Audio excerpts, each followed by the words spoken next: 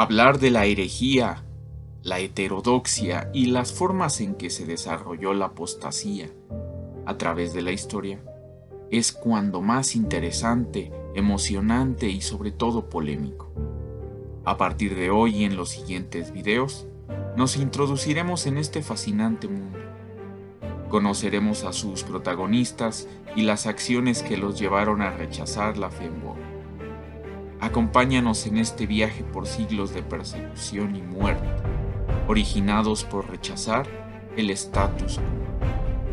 En esta ocasión, inauguraremos hablando de la fascinante historia de Pedro Abelardo. Comenzamos.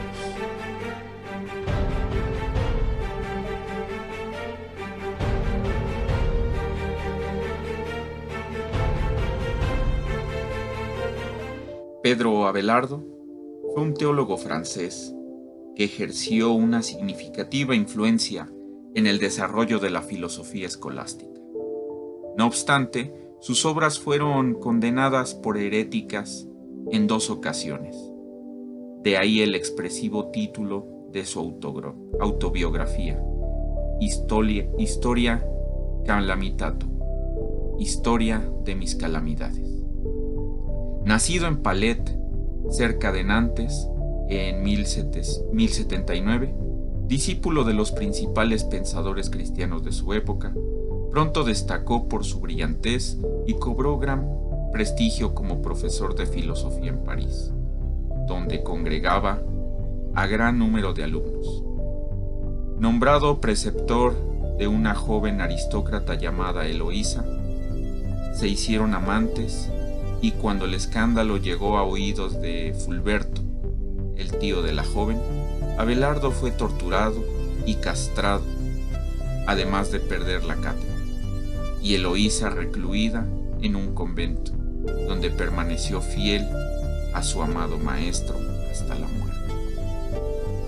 Abelardo se hizo monje, pero su mente inquieta seguía preocupada por los problemas filosóficos. Llegó a la conclusión de que las verdades del cristianismo, aunque se apoyaran en el magisterio de la Iglesia, podían ser demostradas lógicamente. En su primera obra ensayó una explicación racional de la Trinidad. Esta empresa pareció a muchos vanidad y arrogancia ante los sagrados misterios de la fe. En 1121, 3 años después de su conflicto con Fulberto, este libro fue condenado por el concilio de Sesons y se le ordenó a Abelardo que lo quemase, a lo cual él obedeció. A los 4 años de este revés, alcanzó el rango de abad de Santa Gilda, en Bretaña. Prosiguió sus indagaciones filosóficas y contribuyó al desarrollo de la lógica escolástica.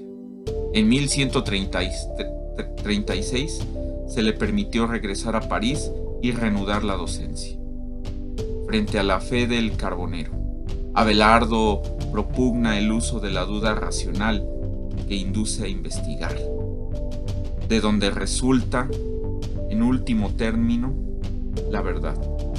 A sus alumnos los animaba a buscar las contradicciones aparentes de la Biblia para conciliarlas mediante la razón. Importa observar que Abelardo no pone en tela de juicio los fundamentos de la fe. Al contrario, cree que su método corrobora la visión del mundo planteada por la doctrina cristiana. Su contemporáneo, Bernardo de Claraval, le invitó a moderar sus cursos de vista, argumentando que podían ser perniciosos para oyentes poco formados. Atendía la proliferación de alternativas heréticas en la Francia de la época. Las posiciones se encontraron a causa de la intervención de Arnaldo de Brescia, un discípulo de Abelardo, expulsado de Italia por sus ataques contra la autoridad de la Iglesia. 19 proposiciones de los escritos de Abelardo fueron condenadas en el Concilio de Sens en 1141, con la anuencia del Papa, y su autor confinado en Cluny y condenado al silencio. Murió en 1142, poco después de reconciliarse con la Iglesia.